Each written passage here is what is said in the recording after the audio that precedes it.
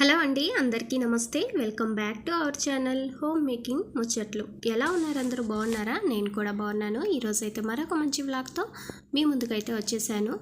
ఇంకా ఇది వచ్చేసరికి సింపుల్గా ఈజీగా 10 నిమిషాల్లో మన ఇంటిని మనం ఎలా నీట్గా అరేంజ్ చేసుకోవచ్చు అన్నవి కొన్ని టిప్స్ అయితే మీతో షేర్ చేస్తాను.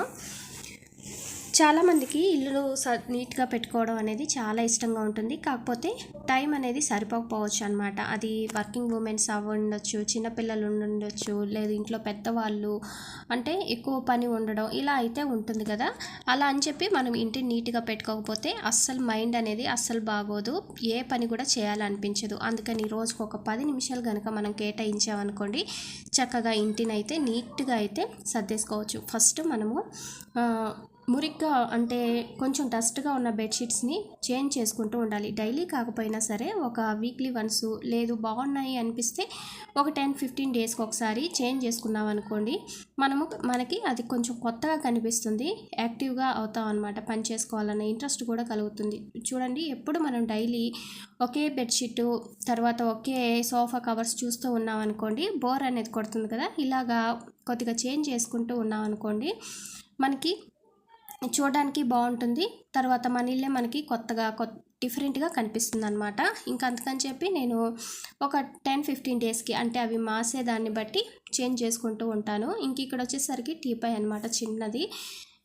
దీనికి పిల్లల ఓనీస్ అయితే ఉంటాయి కదా మనకి, చిన్న చిన్నవి డ్రెస్సులు పాడైపోతాయి కానీ ఇంకా ఓనీలు అనేవి అలాగే ఉండిపోతాయి, చున్నీలు ఓనీలు. వాటిని ఇంకా కాటన్వి కానీ సిల్క్వి కానీ ఏవైనా సరే ఈ విధంగా టేబుల్స్ కానీ టీపాయిస్ కానీ ఉంటాయి కదా ఇంట్లో, వాటి మీద చేంజ్ చేసుకుంటూ ఉండొచ్చు. మనము ఇలాంటివి కొనలేదు కాబట్టి కొద్దిగా ఎక్కువగానే, ఇప్పుడు ఒక 4-5 పెట్టుకున్నాం అనుకోండి, ఒక వారానికి ఒకసారి చేంజ్ చేసుకుంటూ ఉండొచ్చు. అదే కొనాలంటే అందరికీ వీలు ఉండకపోవచ్చు అనమాట. అన్ని రకాలు అన్ని చేంజ్ చేసుకోవడానికి వీలు ఉండకపోవచ్చు. ఎప్పుడు 1-2 అలాగా మెయింటెనెన్స్ చేయొచ్చు. కానీ ఇలాంటివి మనం ఎలాగో సపరేట్గా కొనం కాబట్టి, ఇలాంటివి ఉన్నాయనుకోండి, అంటే పడేయకుండా ఉంచుకున్నాం అంటే చక్కగా వాటిని మార్చుకుంటూ చేంజ్ చేసుకుంటూ మనము ఇలా యూస్ చేసుకోవచ్చు అనమాట.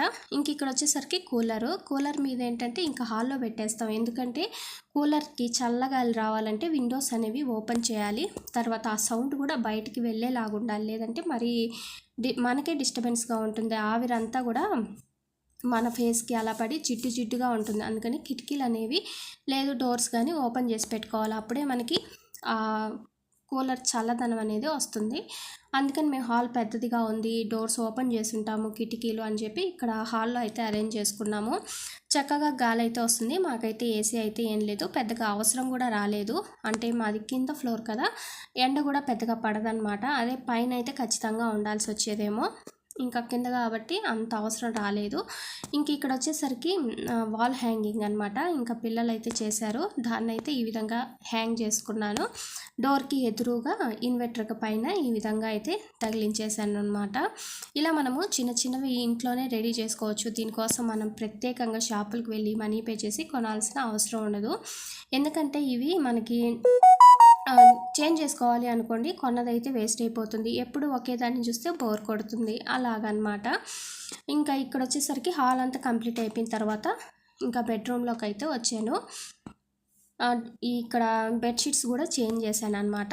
ఇంకా సమ్మర్ అయితే స్టార్ట్ అయింది కదా, ఇంతకుముందు కొంచెం మంచుగా ఉన్నప్పుడు పల్చగా ఉన్న బొంతలు అయితే కప్పుకునే వాళ్ళం. ఇంక ఇప్పుడు అవసరం లేదు కదా, ఇంకా వాటన్నిటిని కూడా నీట్గా లోపల పెట్టేసి పల్చగా ఉన్న బెడ్షీట్స్ అయితే ఇంకా తీసుకొచ్చాను వాడడానికి. ఇంకా సమ్మర్లో కదా, ఇంకా బొంతలు అవి కప్పుకోలేము కదా, దుప్పట్లే కప్పుకోలేము. కాకపోతే కొంతమందికి అలవాటు ఉంటుంది, అలా అనమాట. ఇంక ఇక్కడ వచ్చేసరికి బెడ్రూమ్ కూడా నీట్గా అన్నీ ఎక్కడక్కడ సర్దేసుకున్న తర్వాత కిచెన్లోకి అయితే వచ్చాను. కిచెన్కి గ్యాస్ పక్కన పెట్టున్న ఫ్లవర్ వాజ్ లాంటిది మనీ ప్లాంట్ ఉన్నది నేనైతే ఇప్పుడు కూలర్ మీద పెట్టుకున్నాను కదా. ఇంక ఇక్కడ ఏమీ లేదనమాట. అందుకని చెప్పి ఇంకా ఇంట్లో ఇలాంటి కలర్వి 2 అయితే ఉన్నాయి వాటర్ బాటిల్స్. మూతలు ఏంటంటే కొద్దిగా లీక్ అయ్యి వాటర్ అనేది కారిపోతూ ఉంటుంది, అందుకని వీటిని యూజ్ చేయట్లేదు అనమాట.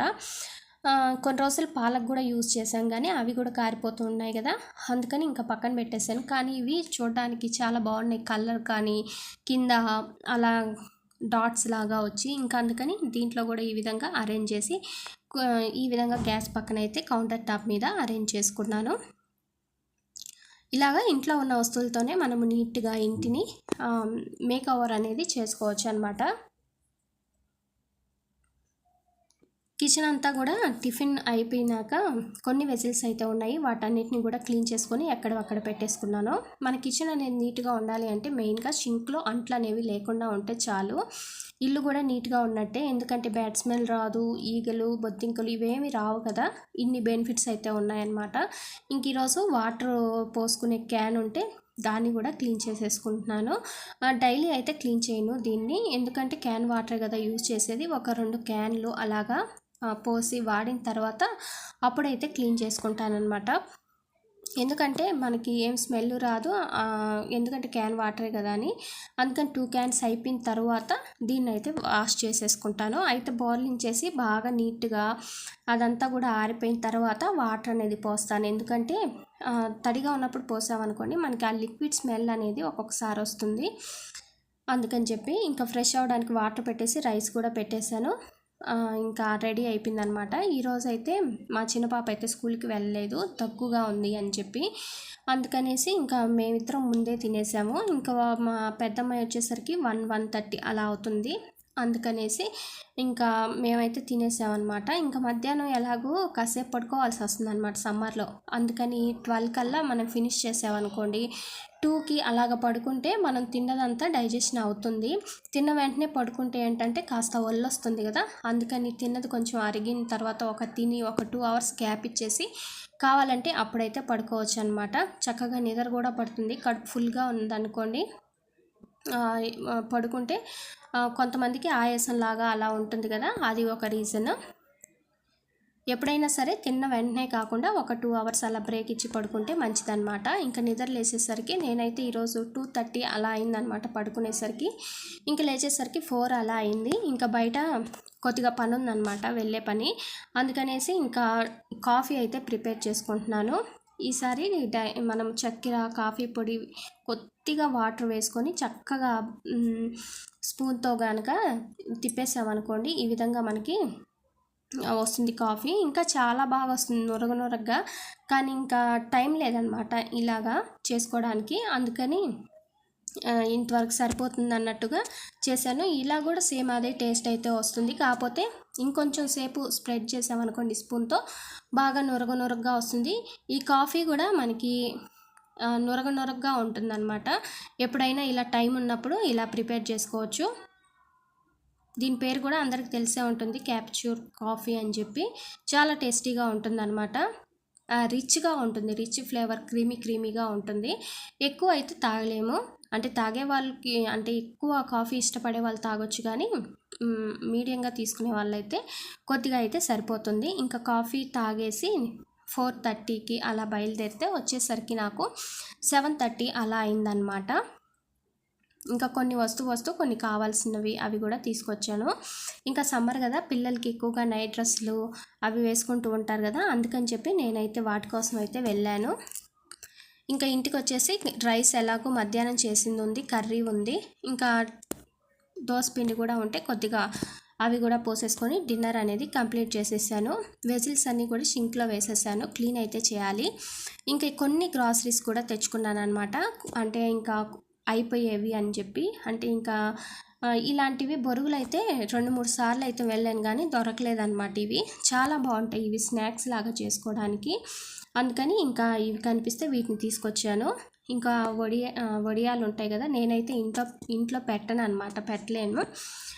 పైకి 3-4 ఫ్లోర్లు ఎక్కాలి, ఇదంతా ఎందుకని చెప్పి వేయించుకోవడం తినడం కూడా తక్కువే కదా, అందుకని చెప్పి కావాల్సినప్పుడల్లా కొద్దిగా అయితే తెచ్చుకుంటాను. ఇంకా ఇవైతే తెచ్చుకున్నాను అనమాట, అప్పుడప్పుడు వేయించుకోవచ్చు అన్నట్టుగా.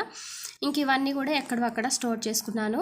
ఇంకా కొన్ని ఐటమ్స్ అయితే కిచెన్లోకి అయితే తెచ్చుకున్నాను అనమాట. చాకు ఈ మధ్య ఒకటి ఇరిగిపోయింది. ఇంకా ఫ్రూట్స్ కట్ చేసుకోవడానికి, అంటే పుచ్చకాయ, దోసకాయ ఇలాంటివి కట్ చేసుకోవడానికి కొంచెం పెద్దదిగా ఉంటే బాగుంటుందని ఈ నైఫ్ అయితే తెచ్చుకున్నాను. దీనికన్నా చిన్నవి అయితే ఉన్నాయి కానీ పెద్దవి లేవు, అందుకని ఇంకా ఇదైతే తీసుకున్నాను. ఇవి డీమార్ట్లో తీసుకున్నవే. ఇంకా నైట్ వేర్ కూడా అక్కడికే వెళ్ళాను కదా, ఇంకా ఇవైతే తీసుకున్నాను. ఈ కప్స్ వచ్చేసరికి నాకు 29. ఇంకా ఎక్కువ కాస్ట్‌లో గూడా ఉన్నాయి. 70 రూపీసు, 60 రూపీస్, 80 రూపీసు అంత అవసరం లేదు అని చెప్పి నేనైతే ఇవైతే తీసుకున్నాను. అవి పింగాణివి ఇంకొంచెం మందంగా ఉన్నాయన్నమాట. అంత అవసరం లేదులే, ఏదైనా కింద వేసినా మా వాళ్ళు పగిలిపోయేదే కదా అన్నట్టుగా తక్కువ కాస్ట్‌యే తీసుకున్నాను. ఇంక ఇక్కడ రోజు తినే ప్లేట్లు ఏంటంటే కొంచెం డార్క్‌గా వచ్చేసాయన్నమాట. ఒక 3 ఇయర్స్, 4 ఇయర్స్ అలా అవుతుంది తీసుకొని. ఇంకా కలర్ అనేది కొద్దిగా చేంజ్ అయింది. ఇంకా అందుకని వాటి ప్లేస్‌లో వాటిని చేంజ్ చేద్దాము అన్నట్టుగా ఈ పింగాణి ప్లేట్స్ అయితే తీసుకున్నాను అన్నం తినడానికి. ఇవైతే వచ్చి నాకు 69 రూపీస్ అయితే పడ్డాయి. ఈ లావెండర్ కలర్ అయితే బాగుందన్నమాట. డైలీ రోసు, పింకు, గ్రీన్ ఇలాంటివి కాకుండా ఈ కలర్ అయితే బాగుంది అన్నట్టుగా ఇదైతే తీసుకున్నాను. ఇవైతే నేను తెచ్చుకున్న కిచెన్లోకి ఐటమ్స్. నైట్ వేర్ అనేది మీకు నెక్స్ట్ వీడియోలో అయితే షేర్ చేస్తాను. అదండి ఇవాల్టి వీడియో అయితే. వీడియో నచ్చితే లైక్ చేయండి. మన ఛానల్లో డైలీ వ్లాగ్స్, తర్వాత క్లీనింగ్ వ్లాగ్స్ అన్నీ కూడా షేర్ చేస్తూ ఉంటాను. ఇంకో మంచి వీడియోతో మళ్ళీ కలుద్దాం. బాయ్.